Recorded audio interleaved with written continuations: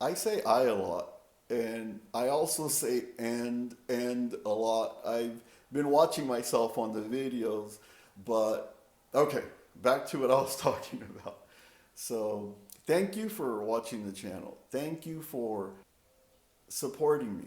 And a lot of stuff. Today I just shared the new thought leaders call it a growth mindset, and it challenges my DMN, my default mode network.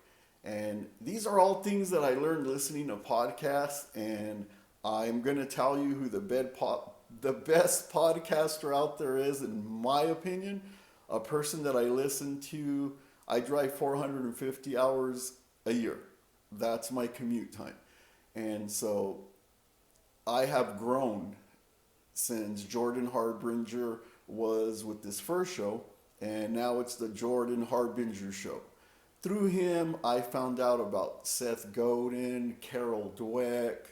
I have found out about countless others. Man, I've learned so much. These new thought leaders, the way they speak, and my DMN, your default mode network, I learned about vegetarian, a junk food vegetarian, and I couldn't wrap my head around it. Like, wait a minute, vegetarian is supposed to be like this really healthy life choice, but a junk food vegetarian, pretty much you can eat French fries all day, and you can eat cheese pizza. Well, not if you're vegetarian, but anyway, you get what I mean. You can eat fries. There's a lot of junk food that vegetarians can eat that isn't necessarily healthy.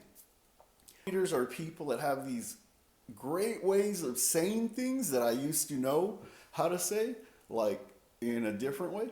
So, part of the people that I'm talking about are people that have served in the military, special forces, professors, authors, startup people, like all these people. And so I bought a lot of books, read a lot of books.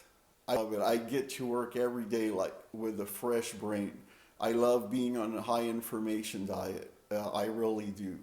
I understand what a junk food vegetarian is today from the new thought leaders. I found out what social autism is today. I have found out what your default mode network is, growth mindset. A lot of the things that I talk about, whether it's substance use disorder or it's cognitive restructure or it has to do with learning all this new IT stuff.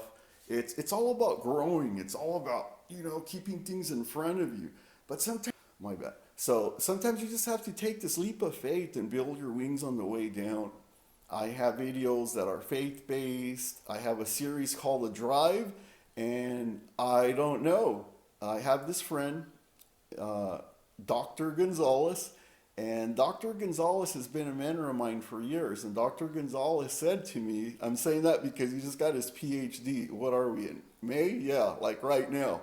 And so he's got his PhD, but this is like an educator that's been around since the Dead Sea was sick.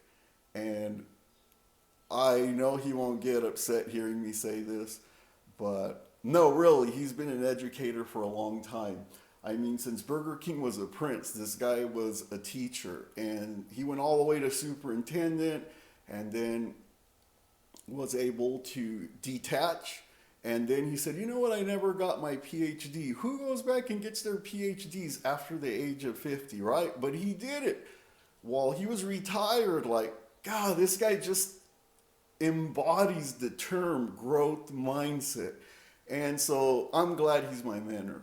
And these new thought leaders, they say your net worth is your net work. So, pretty much to break that down even more, is the five people you surround yourself with, as far as your advisors, the people you go to as sounding boards, that's the sum of who you are. And this gentleman, like, he's cool, Dr. Gonzalez. And so Dr. Gonzalez has been very instrumental in my life and me having a growth mindset. He's helped me. He's helped me come to understand that it's a good thing. It's a good thing to be me. It's a good thing to learn. It's a good thing to continual learning. And Dr. Gonzalez, the gentleman I referred to earlier, that is just a lifetime learner and has encouraged me to just have this growth mindset, he said that he had a difficult time talking with his daughter when she was a teenager. And understand, but Dr. Gonzalez said to me, he says, we had a very difficult time communicating. And then one day, just like that, we started making salsa together. You know, the equivalent of ketchup, but for me, I'm Mexican. So they're making salsa, right? And he said that when you turn sideways, turn sideways, and they started making salsa together, he said that they were able to talk. So to me, the drive is like my making salsa. Like that's my salsa making tip for you is if you're having a hard time talking with somebody, try doing something where you're not looking at each other face to face, but you're more side to side.